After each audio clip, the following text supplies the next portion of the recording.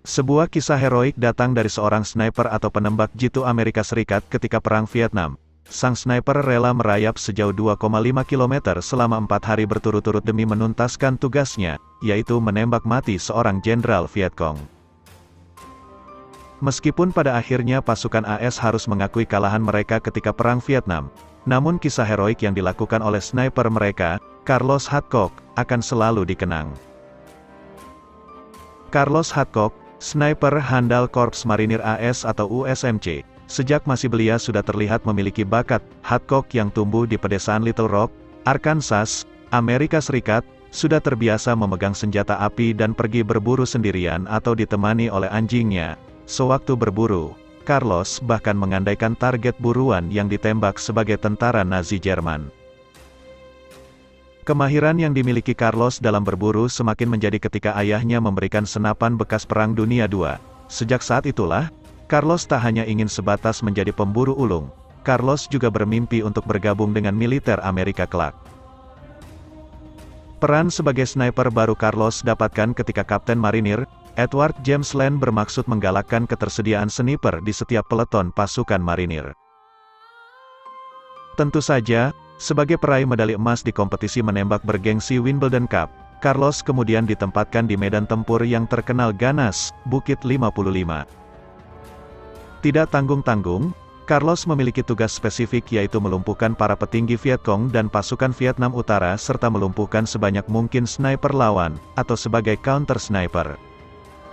Keterlibatan Carlos yang didampingi seorang observer, pengintai, berpengalaman dan kebetulan dibesarkan di kawasan Pasifik yang beriklim tropis banyak membantu Carlos. Peluru dari senapan Carlos pun segera memakan korban. Puluhan personel Vietcong dan pasukan Vietnam Selatan tewas akibat tembakan maut Carlos yang bersenjata Winchester model 70.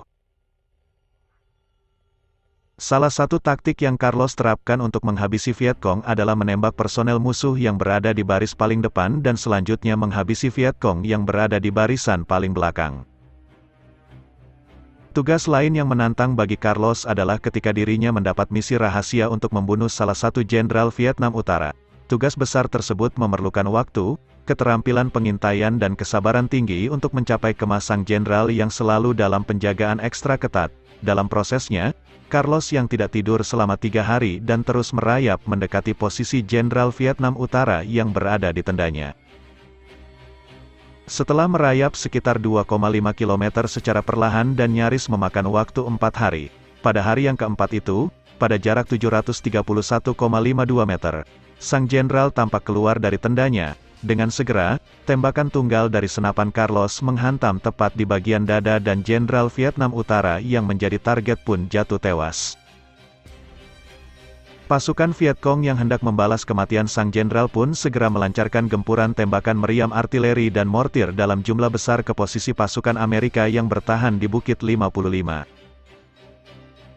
Gempuran tersebut juga diharapkan bisa membunuh Carlos dan spotter atau observernya yang saat itu berusaha keras kembali menuju Bukit 55 di bawah hujan peluru artileri musuh. Carlos yang sudah kelelahan akhirnya bisa kembali selamat tanpa mengalami luka sedikit pun. Carlos bahkan tetap selamat hingga Perang Vietnam usai.